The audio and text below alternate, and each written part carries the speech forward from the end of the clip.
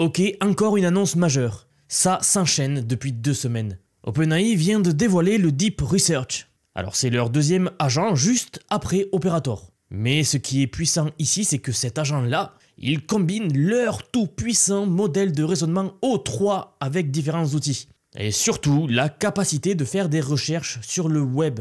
En fait, Deep Research, quand on lui donne un sujet, il va faire des recherches approfondies dessus. Et pour répondre à votre question, il va explorer le web et il va revenir avec un article de recherche entièrement écrit et entièrement sourcé. Eh bien, c'est exactement comme le ferait un chercheur doctorant, sauf qu'ici, ça ne prend que quelques minutes. Et ce n'est même pas le plus fou. Sam Altman, PDG de OpenAI, vient d'annoncer que Deep Research, cet outil-là, est en fait déjà capable de réaliser un petit pourcentage de chiffre d'affaires de travail. Oui, je suis pas devenu fou, Sam Altman nous annonce que cette IA fait un vrai travail économiquement rentable. On verra les chiffres tout à l'heure, mais même si ça peut sembler peu, ça représente quand même en réalité des milliers d'euros ou de dollars de valeur. Et j'ai bien utilisé le terme travail économiquement rentable, parce que en fait c'est la définition même qu'OpenAI a donnée de l'AGI et que l'on peut trouver dans leur manifesto sur quand l'AGI arrivera. Donc avons-nous enfin atteint l'AGI ? Aujourd'hui, une fois de plus, à la suite de ces 2 semaines qui ont été complètement folles et sans arrêt depuis la sortie de DeepSeek chinois, eh bien je vais vous donner la réponse. Mais bien sûr, avant d'aller trop vite et pour que vous compreniez surtout, laissez-moi vous expliquer Deep Research en détail. Et si vous ne me connaissez pas encore, sur cette chaîne, on présente les progrès technologiques tous les jours, toutes technologies confondues, en passant de la robotique à l'intelligence artificielle et bien d'autres. Donc si vous ne voulez perdre aucune actu sur tout le progrès technologique, n'hésitez pas à vous abonner. Et on ne perd pas plus de temps, laissez-moi vous expliquer ce qu'il s'est passé aujourd'hui. Alors commençons par l'annonce majeure où Mark Chen, le directeur de recherche chez OpenAI, a fait la déclaration stupéfiante sur leur vision ultime de l'agent. Et vous savez qu'ici j'aime bien vous passer les sources originales, donc dans un instant je vais vous passer la vidéo où Mark Chen lui-même annonce cela. Mais d'abord j'aimerais vous faire une petite tangente. Peut-être que vous vous souvenez de l'article sur la conscience situationnelle de Leopold Aschenbrenner, dont je parle souvent ici, et où il y décrit ce qu'il appelle l'explosion de l'intelligence. Au passage, c'est un papier sur l'IA que de très nombreux analystes reprennent en permanence, donc ne soyez pas étonnés de le voir revenir souvent ici. Quoi qu'il en soit, l'explosion de l'intelligence, c'est le moment où nous atteignons l'AGI et où elle devient capable de découvrir de nouvelles connaissances, puis même de les appliquer par elle-même. C'est ça la définition de l'AGI selon ce papier qui est vraiment une référence dans le milieu. C'est ce qu'on appelle aussi, parfois, l'auto-amélioration récursive. Et d'après de très nombreuses sources, une fois que cela arrive, eh bien peu après, nous atteindrons la super intelligence artificielle. Alors vous pourriez vous demander, mais pourquoi ? Eh bien c'est logique, si une IA est capable de trouver le moyen de s'améliorer elle-même, et qu'on peut lancer des dizaines, des centaines, des milliers, des millions, pourquoi pas, de ces agents-là en même temps, eh bien imaginez à quelle vitesse et de manière exponentielle elle pourra s'améliorer. Je pense que ça échappe même à notre compréhension à ce stade, et bien sûr si ça vous semble être de la science-fiction, si ça vous semble quelque chose de très lointain, si vous n'y croyez pas trop, eh bien sachez que ce n'est pas le cas, c'est déjà là, maintenant. Comme je vous le disais, je vous propose de regarder cet extrait où les développeurs de OpenAI eux-mêmes nous ont fait une démo en live de cette technologie. Alors regardons ça ensemble et nous allons tout analyser par la suite. Il est important que nos modèles commencent à effectuer des tâches autonomes plus longtemps de manière non supervisée. Cela est au cœur de notre feuille de route vers l'AGI. Notre aspiration ultime est de créer un modèle capable de découvrir et de révéler de nouvelles connaissances par lui-même. La première étape est d'avoir un modèle qui puisse synthétiser et comprendre les informations disponibles. Deep Research est accessible via un bouton situé au début de ChatGPT. À partir de là, vous pouvez immédiatement saisir une requête qui sera envoyée à Deep Research. Aidez-moi à trouver les taux d'adoption iOS et Android, le pourcentage de personnes souhaitant apprendre une nouvelle langue. Je voudrais comparer ces données entre les pays développés et en développement. Je souhaite également obtenir ces informations dans un rapport formaté avec des tableaux et des recommandations claires sur les meilleures opportunités pour ChatGPT. Cette requête m'aurait pris des heures à préparer, mais avec Deep Research, je peux la lancer immédiatement. Deep Research commence par renvoyer une série de questions de clarification. C'est crucial car si la recherche dure entre 5 et 30 minutes, il est essentiel d'avoir les bonnes exigences dès le départ. Les questions posées sont pertinentes, semblables à celles qu'un analyste poserait face à une demande complexe. Il est donc important de les traiter dès le début. Le modèle excelle à traiter les informations, même peu précises, et à les utiliser pour accomplir sa mission de recherche. Deep Research a maintenant synthétisé tout cela et commencé son processus de recherche. Une barre latérale s'ouvre pour montrer tout le raisonnement en cours. À présent, il identifie les pays principaux, rassemble les informations et commence son processus de recherche. En regardant de plus près, on voit que Deep Research cherche l'information, ouvre des pages et analyse ce qu'il trouve. En coulisses, le modèle effectue des recherches, navigue sur les pages et examine tous les éléments, des images au tableau en passant par les PDF.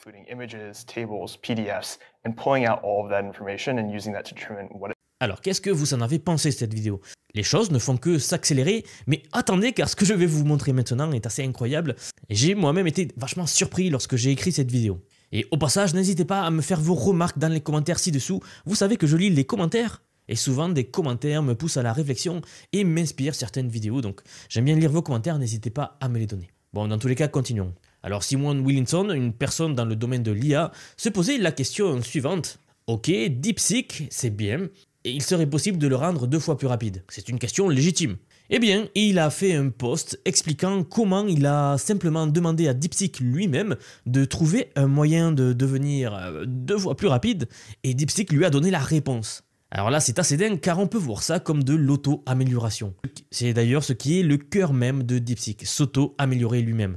Donc si une IA va trouver le moyen de s'auto-améliorer toute seule pour répondre 2 fois plus rapide, qu'est-ce qui lui empêcherait de trouver le moyen de répondre 3 fois plus rapidement, 4 fois, 5 fois, ou même de devenir plus intelligente par elle-même, etc.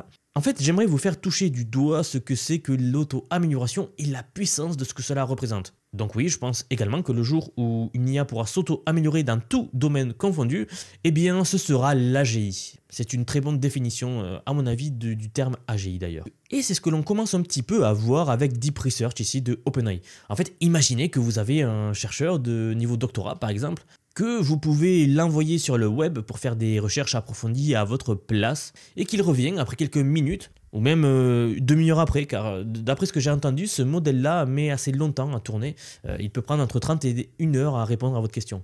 Mais bon, imaginez qu'à la suite de ça, il revient avec un article de recherche complètement écrit et entièrement sourcé, avec des bonnes sources, renvoyant vers d'anciens articles scientifiques. Eh bien, c'est ça, le OpenAI Deep Research. Imaginez où l'on était il y a à peine 2 semaines, on n'avait même pas DeepSeek, on n'avait même pas O3 Mini, on n'avait rien. Si vous suivez la chaîne, je pense que vous savez que les actus s'enchaînent en ce moment.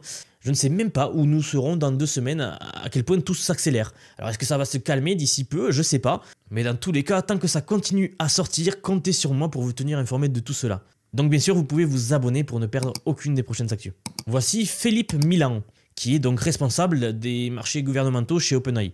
Et il raconte une histoire où sa femme a eu un cancer et qu'il a envoyé Deep Research pour essentiellement déterminer quelle serait la meilleure chimiothérapie pour ce cancer spécifique-là. Compte tenu de ses informations personnelles, de son âge, sa santé ainsi que d'autres éléments, il est revenu avec des résultats assez incroyables. Il a fait un thread sur X où il donne tout son avis et cela.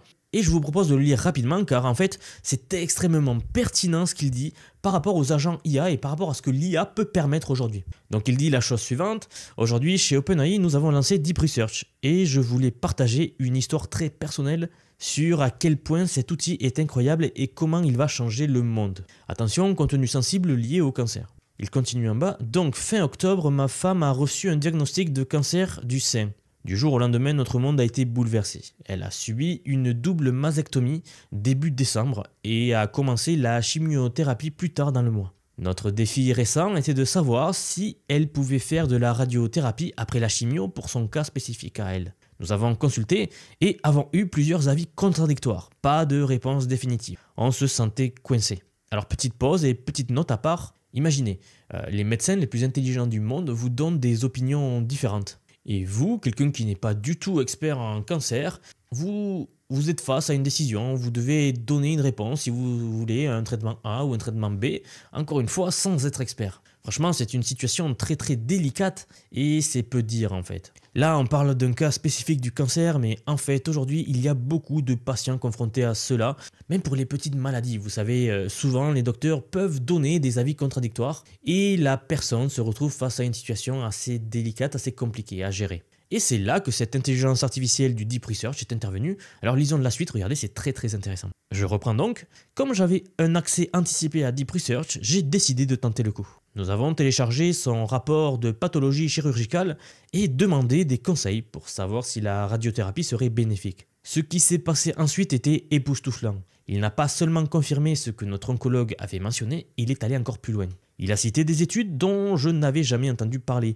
Et c'est même adapté quand nous avons ajouté des détails comme son âge et ses facteurs génétiques. Nous avons vérifié chaque étude et elles étaient parfaitement exactes. Et puis il nous dit le prompt exact que lui a utilisé. Et c'est vraiment quelques phrases en fait, c'est pas des prompts énormes. D'où toute la puissance de Deep Research, une IA qui réfléchit vraiment. Et pour finir, il continue. Nous allons voir un autre spécialiste bientôt, mais nous nous sentons déjà plus confiants dans notre décision. Ce n'était pas juste une démo technique, c'était personnel. Ça nous a donné la tranquillité d'esprit quand nous en avions le plus besoin. On en parle souvent en interne chez OpenAI, des moments où l'on ressent l'AGI, et c'était l'un d'eux. Ça va changer le monde.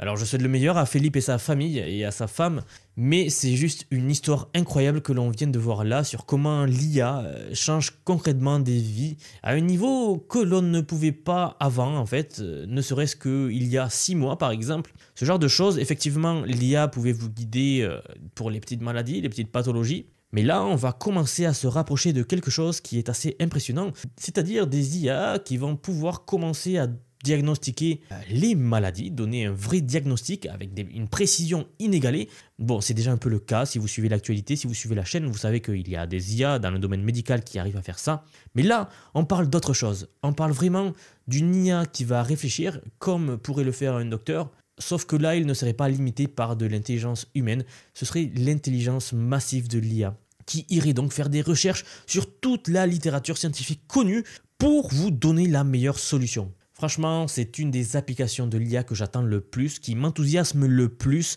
et que personnellement je veux voir arriver le plus vite possible. L'IA et la médecine, c'est la plus forte combinaison que je connaisse pour l'IA. Donc si vous n'étiez pas convaincu de la vitesse à laquelle l'IA change actuellement le monde, eh bien j'espère que cela vous aidera à changer un petit peu d'avis, car oui, il ne faut pas passer à côté de la révolution qu'est l'IA. Maintenant, laissez-moi rentrer dans les détails techniques. En fait, laissez-moi vous parler des performances de ce Deep Research, parce que en soi, c'est assez stupéfiant. Alors, comment est-ce que cela fonctionne vraiment ? Deep Research utilise le modèle de réflexion le plus poussé aujourd'hui, O3, qui n'est même pas sorti. On a déjà O3 Mini dans ChatGPT, j'en ai fait une vidéo il y a 2 jours à peine, mais c'est bien le modèle O3 qui a la capacité d'utiliser des outils avancés, y compris donc la recherche sur le web. Il a été entraîné en utilisant l'apprentissage par renforcement de bout en bout, donc sur des tâches complexes de navigation et de raisonnement dans différents domaines. Dans les 2 à 3 dernières vidéos, j'en ai parlé de ce que c'est que le RLF, donc je ne vais pas revenir dessus, mais c'est l'entraînement des IA. Donc là, rien de plus classique. Donc c'est pour vous dire à quel point cette technique est encore très pertinente. Mais quoi qu'il en soit, cette IA-là, elle a appris à exécuter une trajectoire en plusieurs étapes pour trouver les données dont il a besoin. Il a appris à revenir en arrière si nécessaire et à réagir aux informations en temps réel également quand c'est nécessaire. Le modèle est aussi capable de parcourir des fichiers téléchargés par les utilisateurs, donc vous lui donnez des fichiers, il peut créer et itérer sur des graphiques en utilisant l'outil Python par exemple. Bref, l'entraînement a été super complet et c'est grâce à cet entraînement-là qu'il a atteint des nouveaux sommets sur plusieurs benchmarks, plusieurs tests, plusieurs examens que nous faisons passer aux IA. Alors, jetons un coup d'œil à cela. D'abord, il y a l'examen qui est appelé le dernier examen de l'humanité. Et oui, c'est un nom assez sombre pour un benchmark, mais peut-être que nous y sommes. J'aime bien le sens de l'humour de ces chercheurs-là. Quoi qu'il en soit, ce test, il va évaluer l'IA sur un large éventail de sujets avec des questions de niveau vraiment poussé, vraiment expert. Il comprend plus de 3000 questions à choix multiples et avec des réponses courtes dans plus de 100 matières. De la linguistique à l'aéronautique, à la science avancée, des études classiques à l'écologie, bref, tous les domaines y passent. Alors, GPT-4 a obtenu 3,3%. Ça veut dire qu'il a eu 3,3% de bonnes réponses à ce test-là. Maintenant, si on regarde Claude 3.5 Sonnet, eh bien, il a obtenu 4,3%, pas mal. Voilà OpenAI O1, eh bien 9,1%, c'est vraiment bien. Deep également très bien avec 9,4%. Ensuite, nous avons la famille O3 avec O3 Mini Medium et O3 Mini High qui obtiennent 10,5 et 13%. Ça commence à devenir assez intéressant, mais voici le grand bond. OpenAI Deep Research avec 26,6%, c'est assez dingue pour un test comme celui-ci. C'est le double de ce que O3 Mini High peut réaliser en fait. Et personnellement, c'est parce que je pense qu'il a la capacité de rechercher sur le web. C'est la clé. C'est pourquoi cet agent-là est si puissant.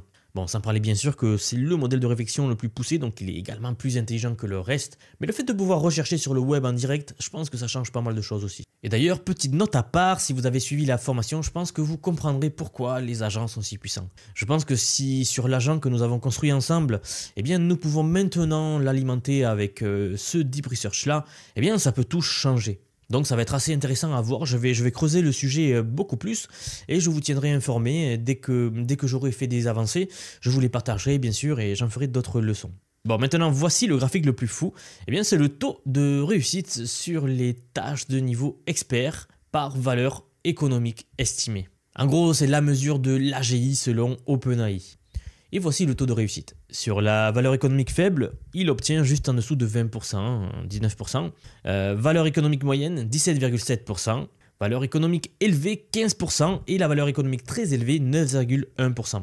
Donc sur les tâches économiquement très valorisées, il obtient 9,1%, ce qui, oui, peut paraître encore faible, mais c'est une métrique incroyablement importante. Et 9%, c'est pas rien quand même. Il faut penser que c'est une IA qui va travailler non-stop, sans s'arrêter, 24 heures sur 24. Donc même si son temps de travail rapporte 1 euro par heure, eh bien c'est 24 heures sur 24, 7 jours sur 7. Et cela ouvre pas mal de débats sur l'avenir du marché du travail. Alors est-ce qu'on y est? Est-ce qu'on atteint l'AGI?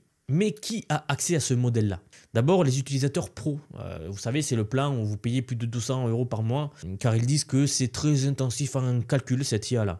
Parce qu'elle combinerait le plus grand modèle qu'ils ont probablement jamais créé, plus du raisonnement qui, encore une fois, utilise énormément de tokens, plus de la recherche sur le web. En fait, même les utilisateurs pro, eh bien, ils sont limités en requêtes par mois. Je crois qu'à ce jour, ils peuvent en utiliser que 50 à 100 par mois, même en payant, vous voyez, le plan à 200 € par mois. Bon, quoi qu'il en soit, quelle époque passionnante. Vous avez vu, ça ne s'arrête jamais. Et maintenant, avec cette annonce-là de Deep Research, je pense vraiment, et je le redis, je l'ai déjà dit dans les 2 dernières vidéos, c'est l'effet DeepSeek. DeepSeek sort quelque chose, la Chine en fait, derrière ça, sort quelque chose, et tout à coup, Sam Altman se réveille, il pète un câble, et maintenant, il sort des trucs de fou sans s'arrêter. Donc, comme quoi, quand ils veulent, ils peuvent, et il n'y a pas besoin d'attendre des semaines et des semaines à peaufiner, etc. Ils pouvaient aller beaucoup plus vite depuis le début. Et ils ont sorti O3 Mini, et juste quelques jours plus tard, même 2 jours plus tard en fait, ils ont sorti Deep Research, celui-là, et ce n'est même pas le fameux One More Thing que nous annonce Sam Altman. En fait, on attend encore une autre annonce de OpenAI sous peu, donc on verra bientôt ce que c'est. Je vous rappelle juste que si ce n'est pas déjà fait, vous pouvez vous abonner pour ne pas perdre cela. Ici, on couvre tous les jours des actus technologiques et scientifiques. Donc si vous avez aimé la vidéo et que ce n'est pas fait, abonnez-vous. Et je vous rappelle également que vous trouverez tous les liens de la formation en commentaire épinglé sous la vidéo. Si vous voulez apprendre à utiliser l'IA, c'est maintenant. Vous voyez, je pense, au fur et à mesure des jours, à quel point les choses s'accélèrent de plus en plus. Et bien sûr, de plus en plus de gens vont commencer à utiliser l'IA. Ce que je vous conseille vraiment, c'est donc de commencer à apprendre à utiliser l'IA. Et j'ai justement fait une formation que je veux abordable pour tous, car en fait, mon objectif final, c'est que vous puissiez prendre en main les outils d'IA et tous ces outils dans votre vie quotidienne. Car oui, ça arrive et dans quelques années, tout le monde l'utilisera. Alors autant vous positionner maintenant en direct. Voilà, donc vous trouverez tous les liens en description. Merci encore une fois d'avoir regardé la vidéo et je vous dis à très vite pour la prochaine vidéo. Si cette analyse vous a intéressé et que vous voulez aller encore plus loin dans la compréhension des enjeux géopolitiques actuels, je vous invite à découvrir ma nouvelle chaîne Vision Actu. Vous y trouverez des analyses approfondies sur ce sujet et bien d'autres qui façonnent notre présent et notre futur. N'oubliez pas de vous abonner aux 2 chaînes pour ne rien manquer. À très bientôt pour de nouvelles analyses.